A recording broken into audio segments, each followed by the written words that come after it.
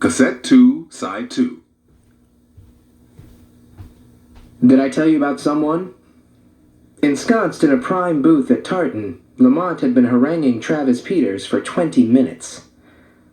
"Which someone?" Travis asked, holding his notepad but scanning the room for other people of interest. "My Asian rapper," Lamont said. "That's his name." "What is his name?"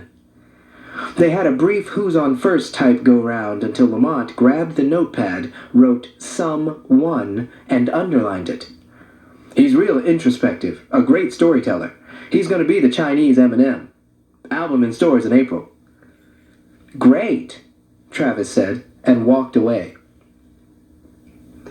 Sometimes Lamont wondered why he needed publicity maven Ali C on his payroll. He was his own best publicist. But he couldn't spin stories every minute of the day.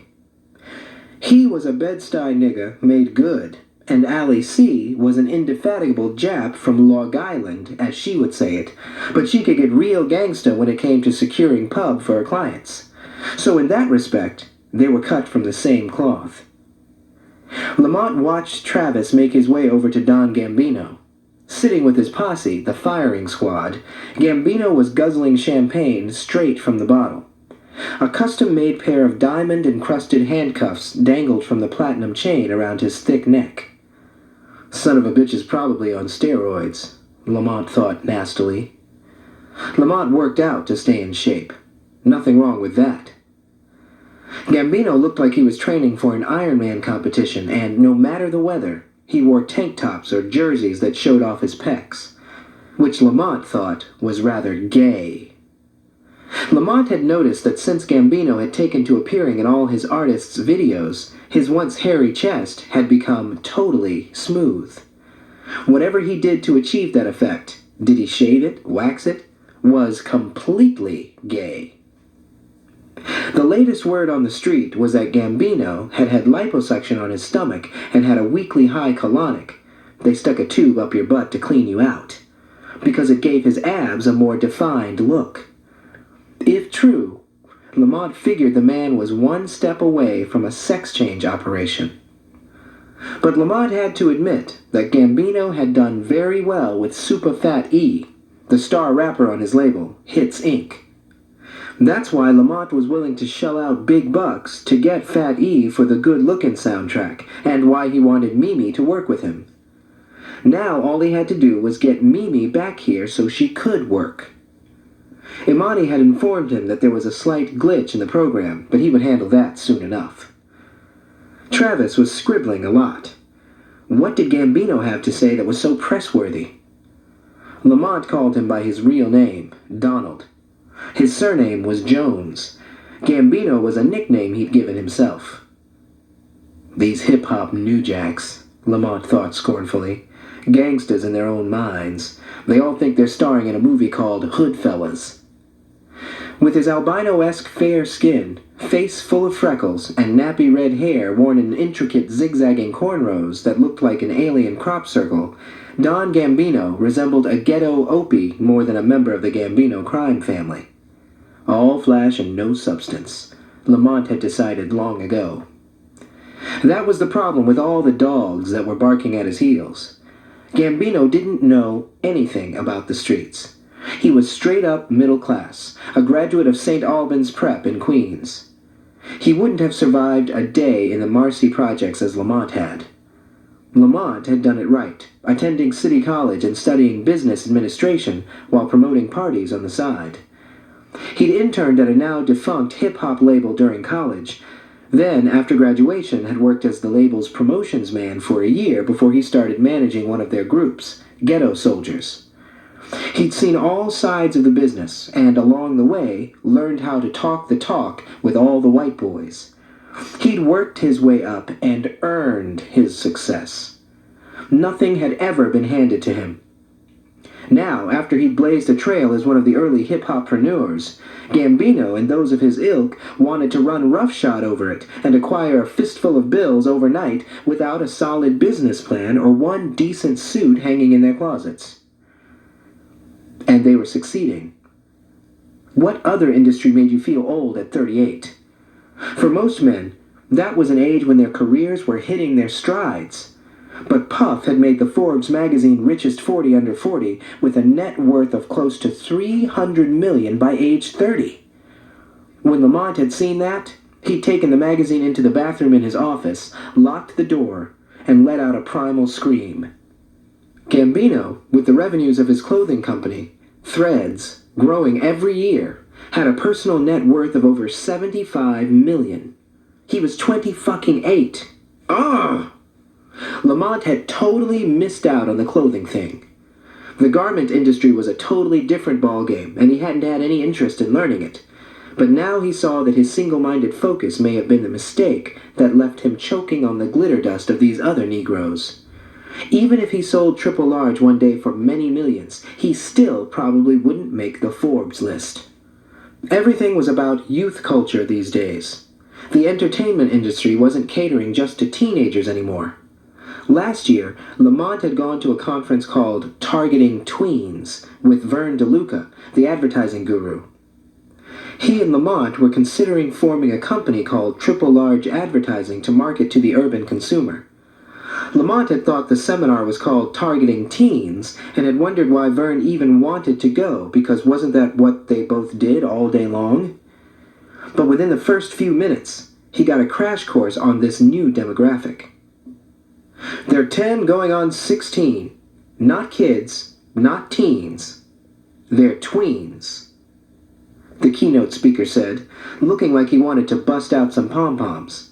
Tweens have become one of the nation's most significant consumer groups. Huge amounts of music, television, movies, games, electronics, fashion, and food are being marketed in their direction, and they're buying.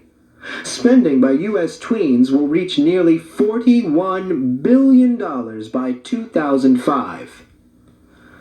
Lamont left thinking, great, now I have to give a shit about what a 10-year-old thinks. The young ballers like Gambino and Damon Dash, the head of the Rockefeller record, clothing, vodka, film empire, always made a show of paying Lamont conspicuous respect, but somehow it felt more like disrespect to him. Meanwhile, they all bowed at the altar of Russell Simmons. They acted like the godfather of hip-hop had invented the whole shit. Russell was a shrewd businessman, and he had retreated from the music scene years ago after selling his share of Def Jam Records for $100 million.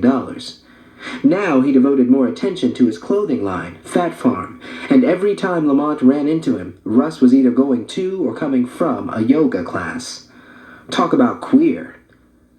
Lamont thought Russell's semi-retirement was a perfect opportunity to step into the Godfather's shell toes and lord over the industry. But the people whose opinions counted had been slow to come around. Lamont's eyes bore down on Gambino in his Allen Iverson jersey. It didn't matter if you were from Philadelphia or not. All the hip-hop kids rocked number 3 Sixers jerseys because Iverson got down like them. AI's cornrows and the $300,000 worth of ice glittering around his neck, on his wrist, and in both lobes perfectly complemented his fuck you attitude. Gambino was a hip-hop kid as far as Lamont was concerned. He's a child, an amateur, Lamont reassured himself, despite the fact that the Don was the multimillionaire CEO of his own hip-hop conglomerate. Lamont tried to clear his mind. He knew he conducted these internal dialogues whenever he experienced a flash of self-doubt. The flashes had begun to come so frequently and unexpectedly that he felt like he was suffering from some form of early-onset male menopause. He now noticed Daryl was also wearing an Iverson jersey that had been concealed under his jacket earlier. Lamont looked over the girl who Daryl was crowding in the corner and decided she had too much flab hanging over the waist of her jeans. She was semi. He'd let Daryl have her. Enjoy yourself tonight, playa, Lamont thought, because come tomorrow, it's ass-kicking time. Lamont unconsciously rubbed his gut under his brown cashmere sweater. He was beginning to hate those number 3 jerseys mocking him at every turn. He felt like Michael Jordan guarding Iverson. Once MVP, but now fearing one good crossover dribble would have everyone wondering why he couldn't just relinquish his throne gracefully and go play a round of golf. Gambino caught Lamont's eye and raised his bottle of Chris in salute. Lamont raised his bottle of spring water in return, but he didn't budge. There was an awkward moment until Gambino squeezed out of his booth, yanked the brim of his sideways-turned Phillies cap, and headed in Lamont's direction. "That's right, son," Lamont thought. "Kiss my ring."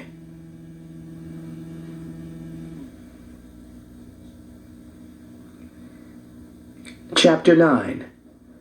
Takeover. The sweaty, middle-aged white man threw his basket full of items onto the conveyor belt. Looking at her name tag, he said, "That your real name?" "Mimi," she said cheerily, beginning to scan his items. "That's me." For the first time in 3 years, she didn't mind idle chatter from male customers. Soon, she'd be out of here. She had called Imani first thing this morning and was told that both Imani and Daryl were out of the office, but that they would call her back tomorrow. When she'd gone to work, she'd imagined the conversation she'd soon have with Herbie, Save Mart manager and first-class dick. She had 2 words for him: "See ya." But she decided it was better to speak to Imani or Daryl first before doing anything rash. It wasn't official yet. Sometimes I see people wearing name tags and think, that girl doesn't look like a Diane or a Gwen. Like they picked up any tag. The man rambled on, though she wasn't paying him much attention. She couldn't stop daydreaming about being solo. Maybe she could record some of her own songs instead of the mediocre material that Kenny had made them record for the demo. "You ever feel like doing that?" "Doing what?" she asked. "Pretending to be someone else." "All the time," she said, thinking, those days are over. She was going to be a signed recording artist, a solo artist. Goodbye Toledo, goodbye Save Mart, and goodbye Jerry. The man leaned closer and whispered, "You know, I like the sisters." "And goodbye to jackasses like you," she thought gleefully. "Maybe I'll see you again sometime soon," the sweaty, sister-loving irritant said as he handed her a 20. She broke into a wide smile and replied, "Not around here you won't." She got out of work early by faking an upset stomach and cruised around the mall. Everything looked different. When she saw couples holding hands, she didn't feel the slightest twinge of jealousy. She was going to have songs on the radio and videos on MTV, and Jamal was going to be sorry for what he'd done to her. And New York was a big city. She'd meet somebody better than Jamal in no time. Someone who was going to treat her right and adore her. She went into a couple of stores, and instead of agonizing about making purchases like she usually did, she treated herself. 2 pairs of shoes at 9 West, and 3, count 'em, 3, pairs of jeans at the Gap. She was worth it. And then, instead of taking the bus home, she called a cab. Usually she did that only if she was working late at night, and even then only if she couldn't get a ride from someone at the store. She wondered what her mother would say. She hadn't told her about it because Angela got hysterical about everything, good or bad. And if Jerry had gotten wind of it, he would have tied her up and taken her back to New York himself and tried to collect a finder's fee. She decided she'd wait and tell them once she knew for sure. That was her plan. But when the cab pulled up to her house, she realized something was definitely up. The limo parked out front tipped her off. She opened the front door and laid eyes on the oddest assemblage of people she'd ever seen. Imani was sitting at the kitchen table with Angela, who was holding a mug of coffee in an unsteady hand. Daryl was perched on the kitchen counter, tapping like mad on his 2-way. The guy they called Witchy, who had been at the audition, was reclining in the armchair, holding the TV remote control and talking on his cell. At one end of the sofa was Jerry, who for once had the decency to be wearing jeans and a shirt with sleeves instead of his usual grubby boxers and wife-beater. Lamont was huddled all the way at the other end as if Jerry were covered in anthrax. She walked in and all 6 people in the cramped space looked up at her. "Nice place you've got here." Lamont said in greeting. Mimi cringed, having a blinding flashback to Lamont's luxurious digs.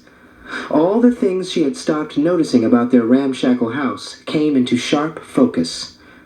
The clanging radiator, the grease spot on the kitchen wall, the threadbare carpet under Lamont's polished black shoes. "Mimi, why didn't you tell us?" Angela wailed. "They want you to sign a record deal." "I was informed," Lamont said, "that you're having some second thoughts." Lamont glanced crossly at Darryl, who seemed to be trying to hide behind the kitchen wall. Darryl passed the buck and slapped Imani with a murderous glare. That nosy bitch had to call Mimi when he told her not to, and of course she'd then gone and snitched to Lamont. "But we told him you're going to take it," Jerry chimed in. "Who are you to tell them anything?" Mimi snapped. She could already see his pupils turning into dollar signs. Ka-ching! Angela was sitting silently at the kitchen table, afraid to make a peep in front of these people. When they'd rung her doorbell this afternoon, she hadn't known what was going on, but she'd tried to be hospitable. Once they'd explained the purpose of their visit, they tried to contact Mimi at work, but she had already left, and no one knew where she'd gone. Lamont sat down, apparently to wait for Mimi's return, though he hadn't asked if he could stay. Then everyone else settled in because he had.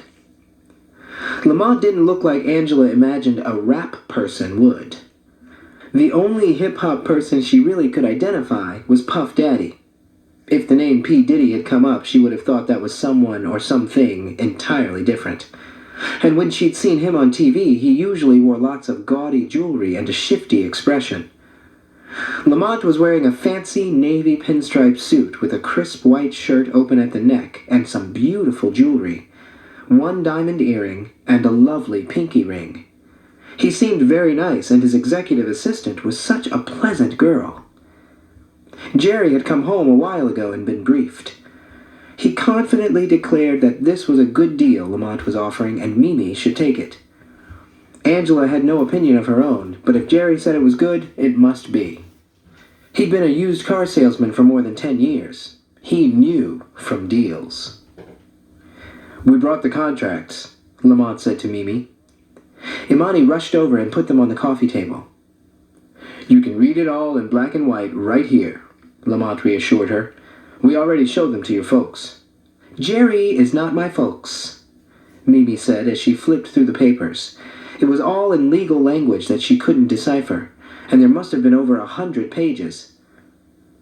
Lamont was getting antsy but tried not to show it. He'd expected to have things rolling by now. He wanted her in the studio singing on that Fat E record. He wanted the I's dotted, the T's crossed. Done. The mother, in Lamont's opinion, with her mango-dyed, feathered hair and jowls that drooped like a basset hound, was stunningly unattractive. When she'd opened the door and he'd gotten a load of her, he'd struggled to hide his distaste. Pushing out cute little Mimi had obviously been her finest hour. The Haitian father must have been one attractive dude. And then this cat Jerry had shown up. He thought he only had to deal with the mother. He and Witchy had to back it up and roll out their "she's going to be a big star" shtick all over again. Lamont restlessly twisted his white gold pinky ring. He'd decided platinum was played. It wasn't like he'd had any desire to fly to fucking Toledo. He might have just sent Darryl, but after the mess Darryl had already made of this, he couldn't trust him. Neither was Witchy a sure bet. So he decided to hop on a plane this morning and get it done himself. He made Darryl and Witchy come along as punishment. They were cramped in coach, seated side by side, which pissed them both off, while he and Imani luxuriated in first class. Lamont hadn't yelled at them.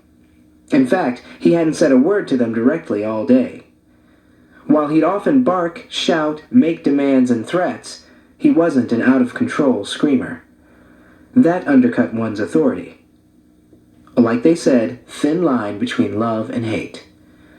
He preferred the silent treatment. He'd found saying nothing spoke volumes. There was nothing worse than being ignored. He brought Imani along for the feminine touch. He didn't want to show up 3 guys barging into this poor woman's house. And damn, she really was poor. Now that he'd gotten a peek at things, the scene was looking pretty desperate. Mimi was going to turn down the deal to stay here? He probably could have shown up with a C-note and a McDonald's Happy Meal and gotten her to sign. And by God, they'd better be able to catch the last flight home, or else there was going to be some out-of-control screaming tonight. If he got stuck at some airport motel in this third-rate town, Witchy and Daryl were both going to find a $400 John Lobb shoe stuck up their incompetent asses. Mimi sat down between Lamont and Jerry on the sofa. "You know, I actually called the office this morning," she said, "because I've changed my mind." Lamont shot death rays at Daryl, who stepped behind the kitchen wall so they'd miss him. "I thought you would," Lamont said easily, handing her his Mont Blanc pen.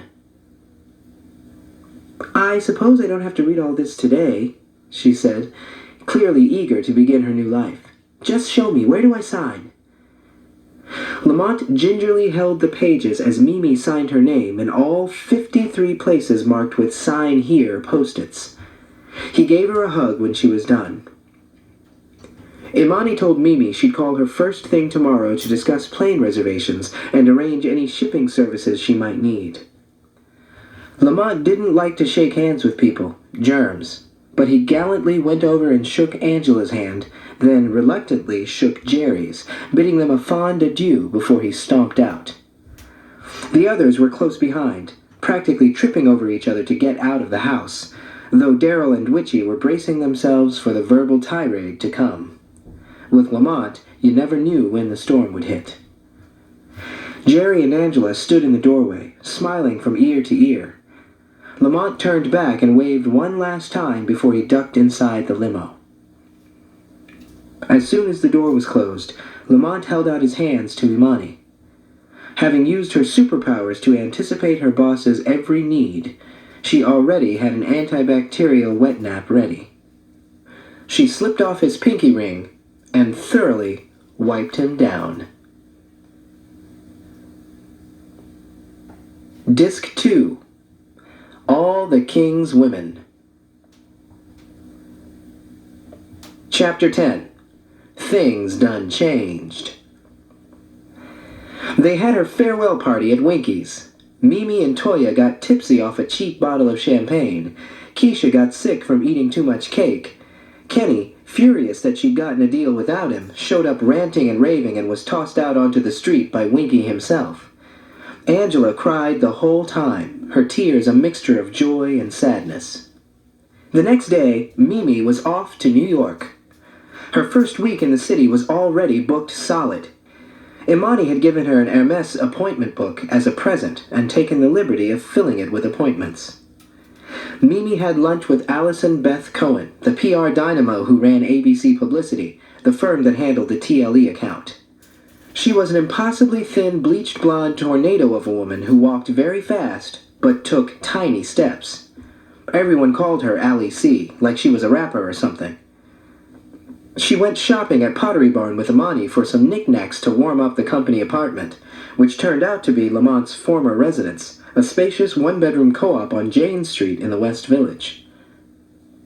Imani said Lamont had been trying to unload it for over 3 years, but since no one was willing to meet his price, it had become a crash pad of sorts for various friends and artists.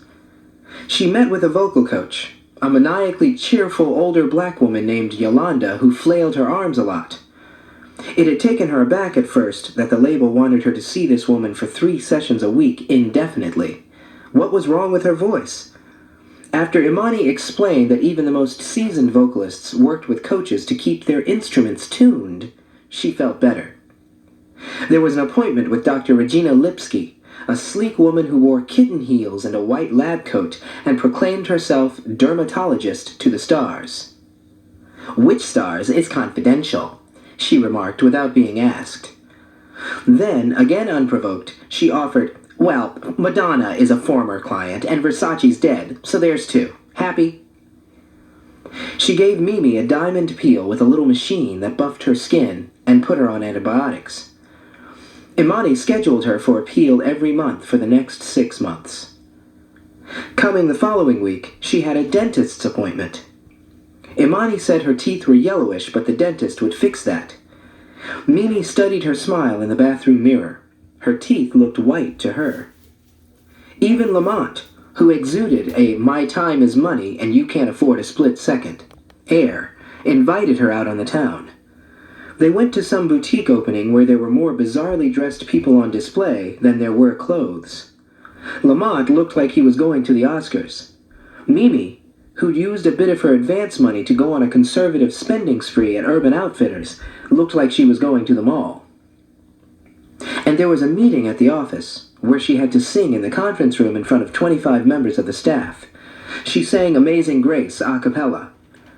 She sat down in the back corner afterward, and 10 of the remaining staffers started talking about her like she wasn't in the room. The words marketing, positioning, imaging, and crossover were thrown around. There was no mention of her singing. After about 20 minutes, Imani led her out, but she realized she'd accidentally left behind the all-important date book. When she went back in a minute to retrieve it, Lamont was saying, "Should we do something about her nose?" Everyone sitting around the table looked up at her as she reflexively touched her nose. No one seemed embarrassed that she had just heard that awful comment. They actually looked like they were checking out her honker, preparing to give Lamont a full report as soon as she departed. "Not to worry," Imani reassured her when Mimi told her what she'd heard. "Your nose is lovely. I'm sure the idea will be vetoed." And yesterday, a girl named Lena had called to make a date for lunch. "Yo, Monty told me to holla," was her opening gambit. The doorman had just buzzed, announcing Lena's arrival.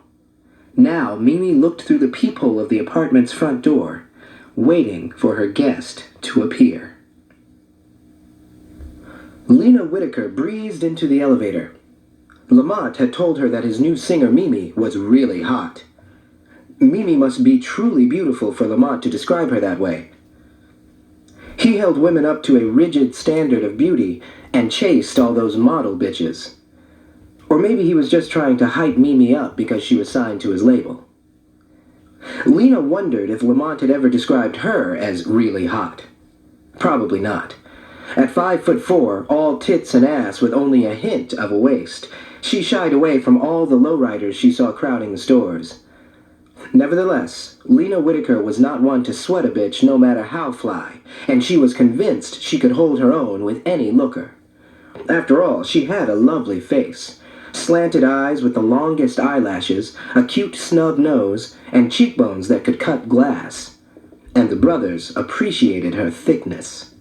She was feeling pretty good about her cute, thick self today. Her cinnamon skin was still lightly sun-kissed after an exciting getaway to Miami a week ago. That somehow made her feel sexier. Her girl, Kiko, a half-Japanese, half-black makeup artist with a ghetto-fabulous flair, was working a photo shoot down there, so Lena had jetted down for the weekend. Just to hang.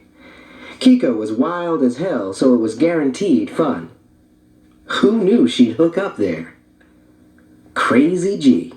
Crazy G. He was all she could think about now. She'd met him at the album release party for Lady Di, the flashiest and most raunchy female rapper in the game. Her 3 big hits off her debut album, Ladylike, were titled My Clit, Ice Me Down, and On Your Knees, Nigga. The party was at Club Rolex, the strip joint where Lady Di used to work, under the stage name Chanel.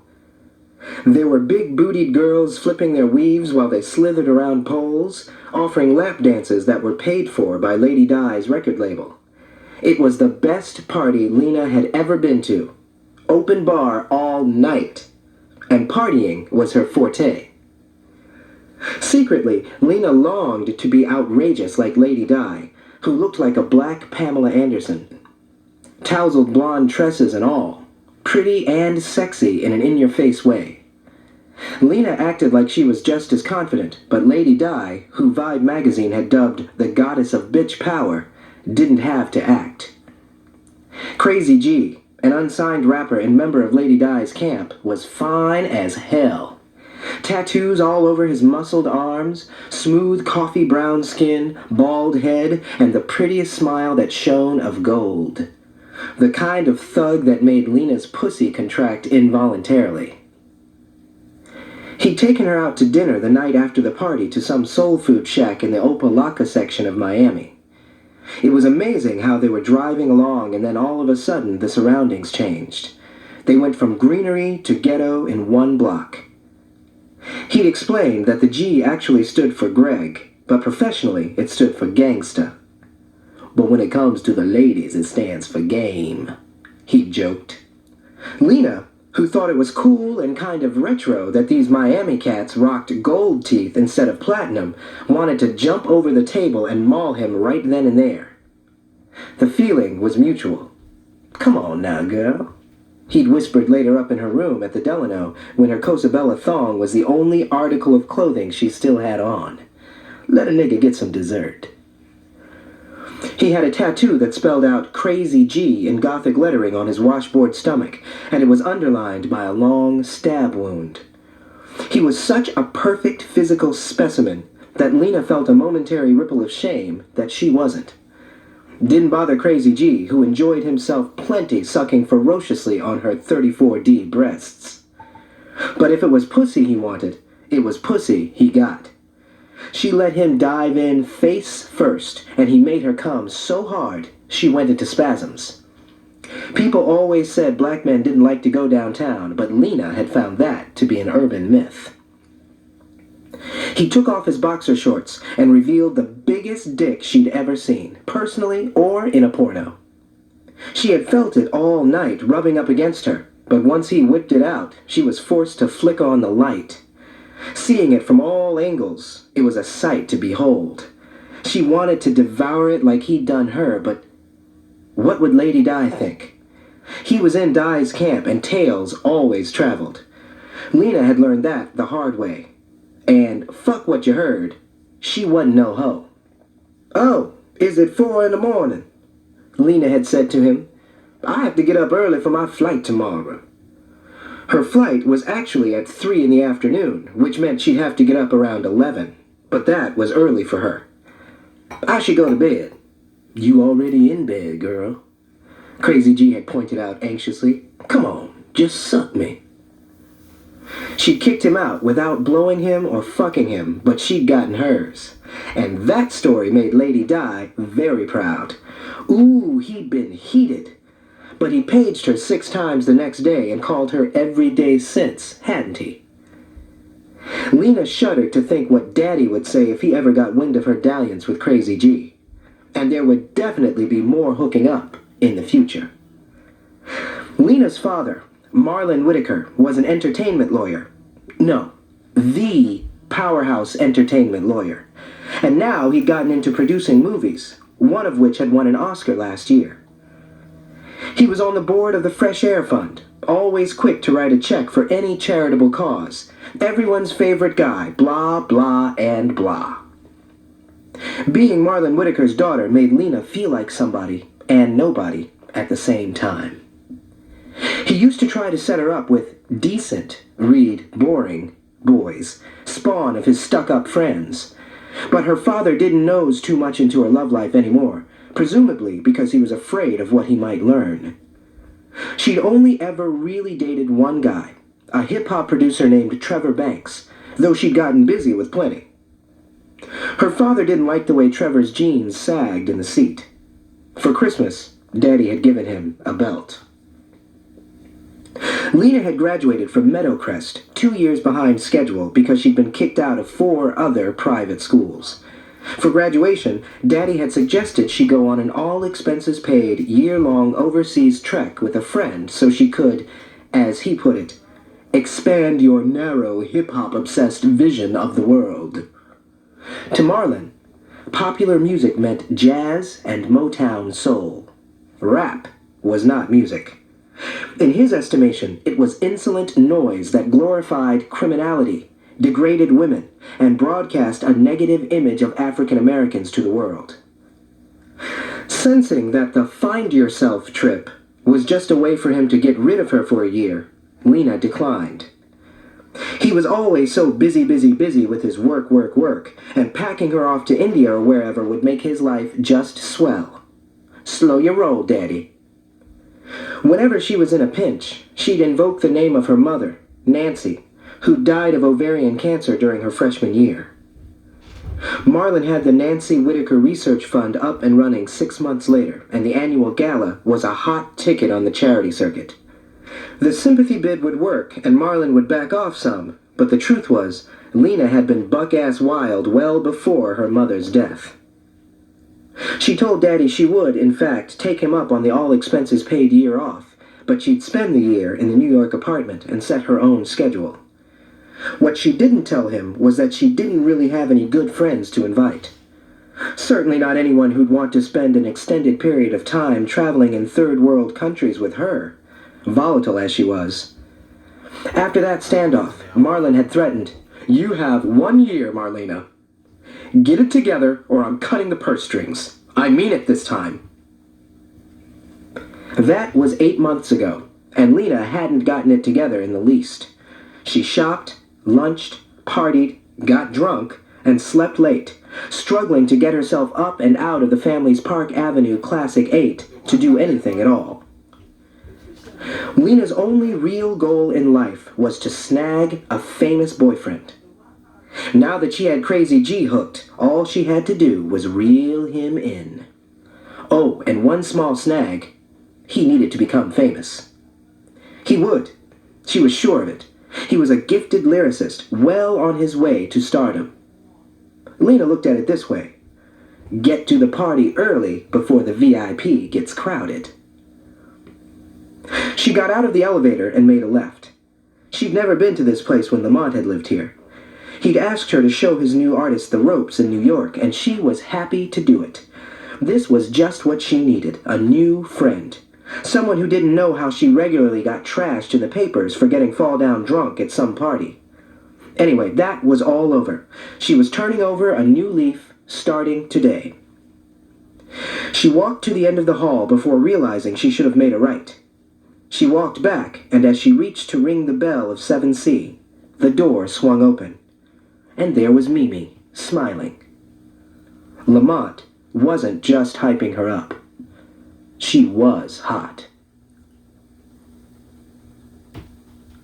This ends side 2 of cassette 2 of Bling.